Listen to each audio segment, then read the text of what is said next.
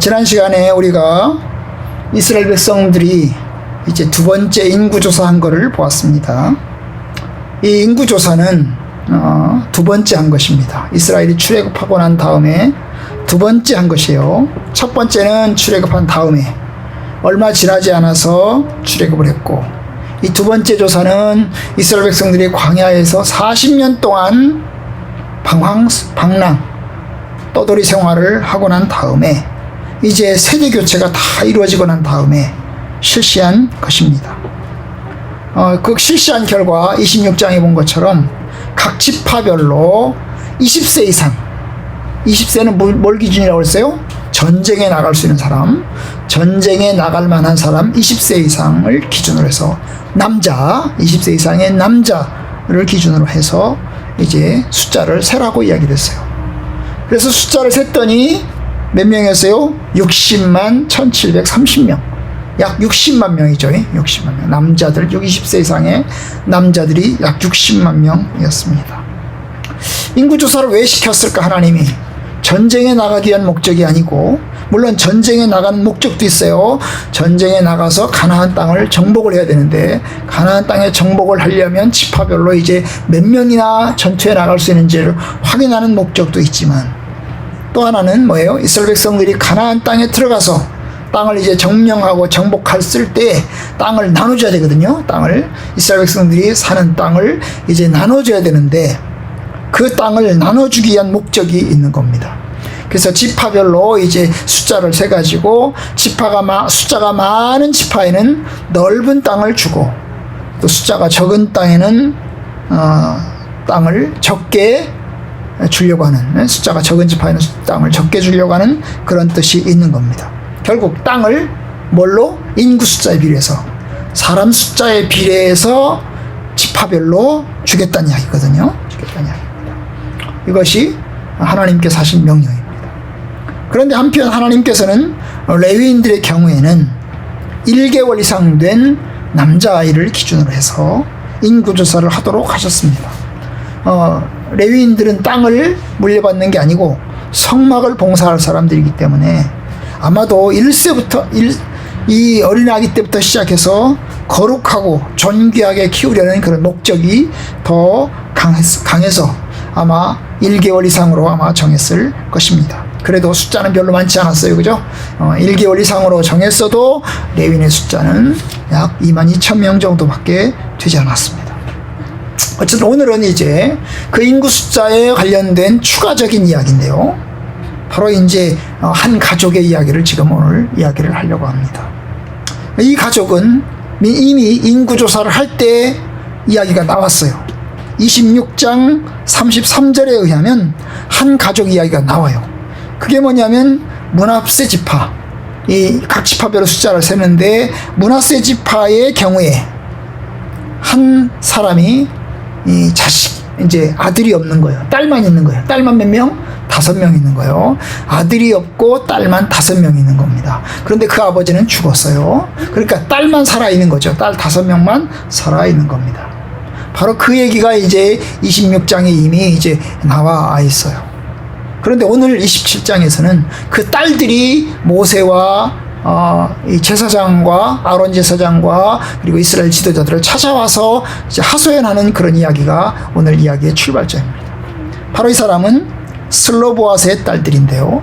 므낫세 지파의 슬로보앗이라는 사람의 딸입니다. 이 사람에게 딸은 5명인데요. 5명 이름도 나와요. 근데 이 5명의 딸들이 모세와 아론과 이스라엘 지도자들을 찾아왔어요. 왜 찾아왔을까요? 우리 아버지는 죽었다는 거죠. 우리 아버지는 죽었습니다. 그래서 우리만 살아 있습니다. 그런데 우리 아버지가 죽었기 때문에 우리가 받을 땅이 없습니다. 우리도 땅을 좀 주세요. 그 말이에요. 그 말이죠. 에? 우리는 어디서 살아야 됩니까? 우리도 땅을 주세요. 우리는 아버지가 살아있으면 아버지가 땅을 받아서 그 아버지의 땅에 받으면 될 텐데, 우리 아버지가 돌아가셨기 때문에 우리는 도대체 어디서 살아야 됩니까? 우리에게도 땅을 주세요. 우리가 여자라고 우리를 숫자에 세지 않았는데 우리에게도 주세요. 그 말입니다. 결국 우리도 상속받을 수 있게 이스라엘 땅을 분배할 수 있게 해달라고 요구한 것입니다. 우리 아버지가 무슨 죄 때문에, 고라 자손의 반역 사건 때문에 죽은 것도 아니고, 다만 이스라엘 백성들이 40년 동안 방랑 생활하면서 세대 교체를 하면서 다 죽게 했는데, 바로 그렇게 해서 죽었는데, 특별히 뭐 악을 행해서 죽은 것도 아닌데 너무 억울합니다. 우리에게도 땅을 주세요. 우리 아버지의 형제들에게 돌아갈 그 몫에서 우리에게 주세요 하고 요구를 한 것입니다. 여러분, 이게 이 딸들의 요구가 대단합니다. 여자들이 찾아와서 아들에게만 주라고 한 정해진 것을 이제 찾아와서 강력하게 호소하고 요구하고 있으니 말입니다. 자, 모세가 이제 그 이야기를 들어보니 어떻게 해야 될지 싶어서 하나님께 이제 묻습니다. 5절, 모세가 그 사연을 여호와께 아랬다. 하나님께 아랬어요. 그 사연을 하나님께 아랬어요. 그랬더니 6절, 하나님께서 모세에게 말씀하셨습니다. 그 내용은 뭐냐면 슬로보앗의 딸들의 말이 옳다. 그 딸들의 말이 옳다. 따라서 그들에게 상속을, 땅을 나눠주라는 거죠. 아들들을 위주로 해서 남자들을 중심으로 해서 인구조사를 했고, 남자들을 중심으로 해서 땅을 나눠주게 했는데, 아들이 없는 경우에, 딸만 있는 경우에 그 딸들에게도 상속권을 갖게 해줘야 된다. 이게 이제 하나님께서 모세에게 추가적으로 주신 말씀입니다. 그래서 이제 6절에 보니까 너는 이스라엘 자손에게 말하여 이르기를 사람이 죽고 아들이 없으면 그의 기업을 그의 딸에게 돌릴 것이다. 그러니까 아들이 있으면 어떻게 하는 거예요? 아들에게 주는 거죠. 아들이 있다면 아들에게 주는 거고, 아들이 만약에 없다고 하면 딸에게 주는 거예요. 그러면 딸도 없으면 누구에게 줘요? 형제에게 주고, 형제가 없으면 그의 아버지 형제에게 주고, 아버지 형제가 없으면 가장 가까운 친척에게 줘라. 이게 이제 하나님께서 주신 규례입니다. 결국 슬로보앗의 그 딸들이, 5명의 딸들이 찾아와서 요청한 것을 하나님이 그대로 받으셨고, 그리고 이렇게 해서 이제 규례를 새롭게 추가시키는, 그러니까 원칙은 20세 이상의 남자들을 기준으로 해서 숫자를 세가지고 그 사람들, 그 가족대로 주는데,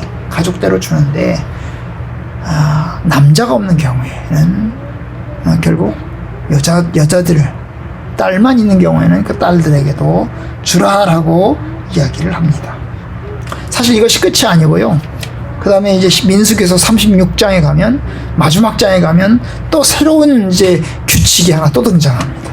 그것은 므낫세 지도자들이 이번엔 찾아와요. 므낫세 지도자들이 찾아와서 이제 모세를 향해서 찾아와서 이제 또 하소연을 합니다. 바로 이 가족, 이 슬로보앗의 딸들 문제로 또 찾아오는 거죠.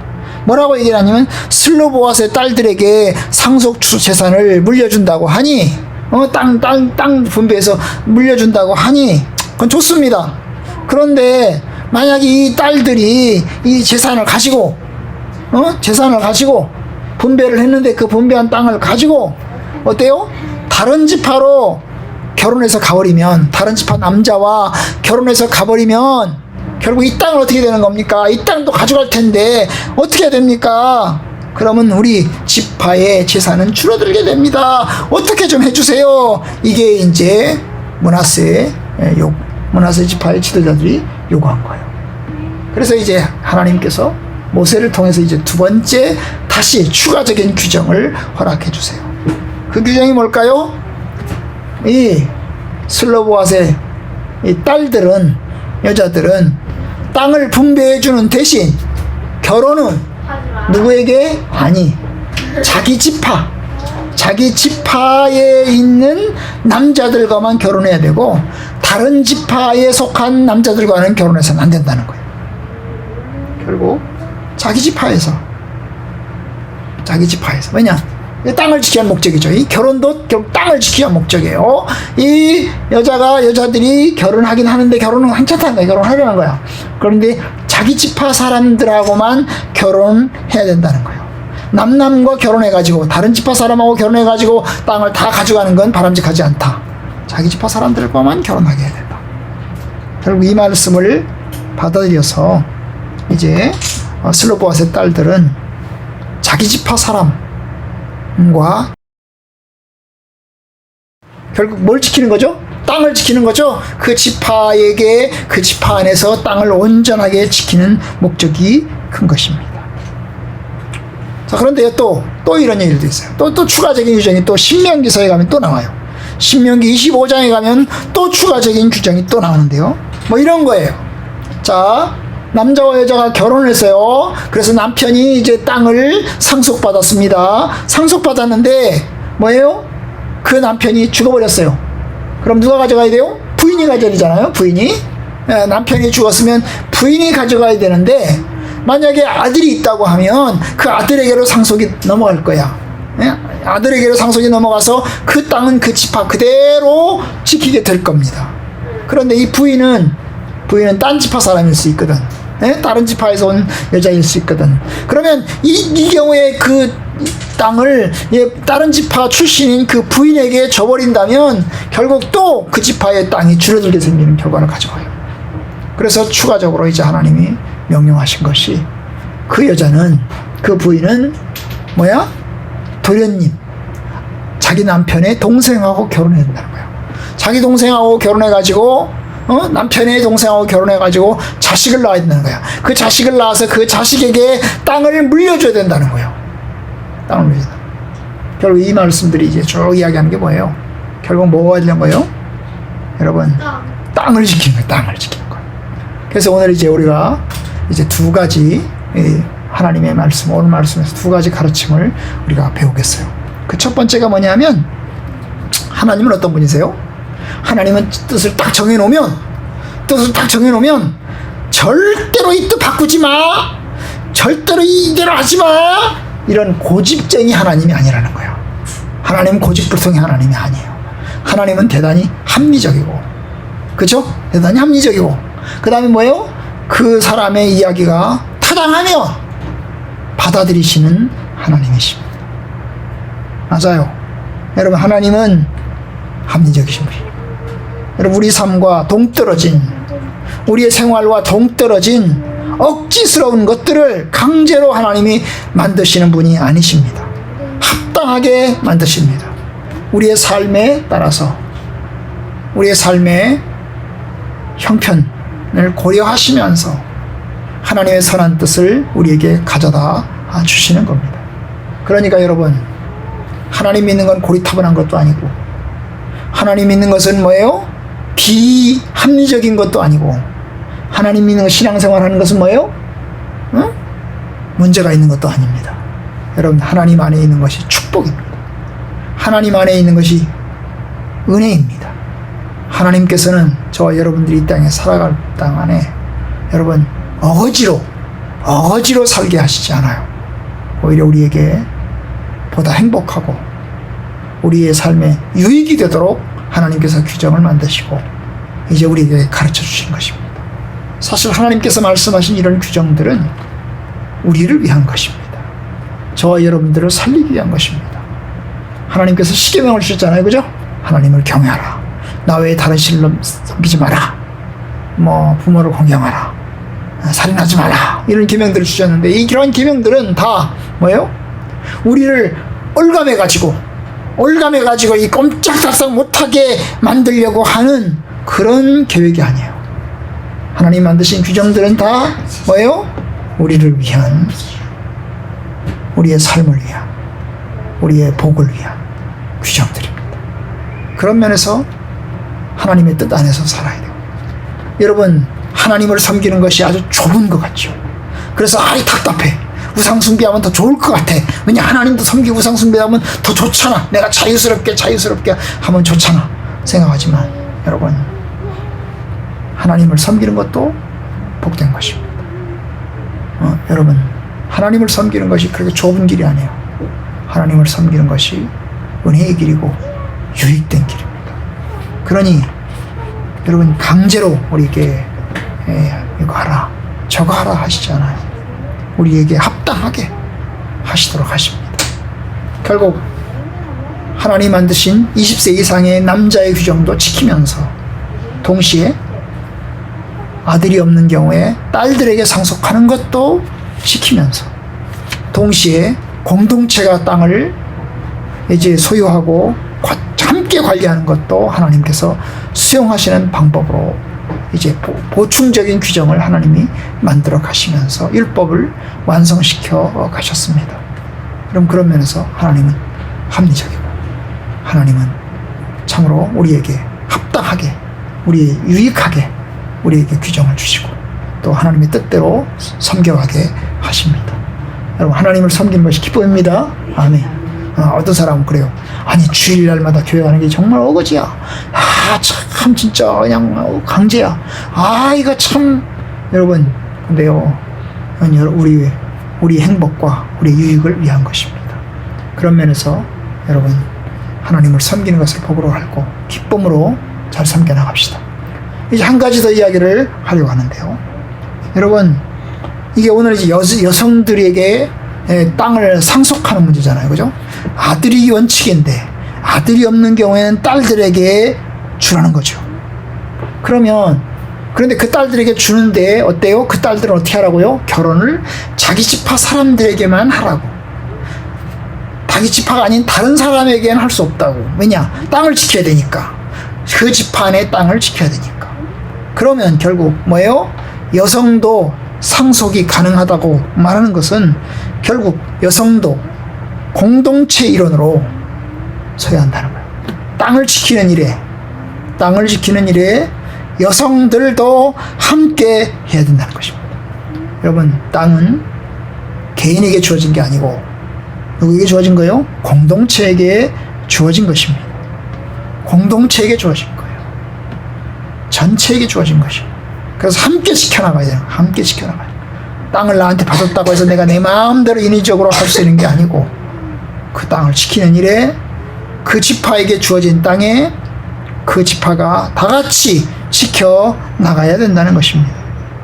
여러분 그래요. 이게 우리 신약적인 원리에서 본다면 여러분 우리 모든 성도들은 하나님의 나라를 지키고 하나님의 교회를 지키는 일에 모두 노력해야 됩니다. 공동체를 세우는 일에 모두 노력해야 돼요. 내가 나 혼자 그냥 나 혼자만 살겠다고 공동체는 어떻게 되든지 말든지 상관하지 않고 하는 거 바람직하잖아요. 우리가 대한민국의 국민이에요. 그죠?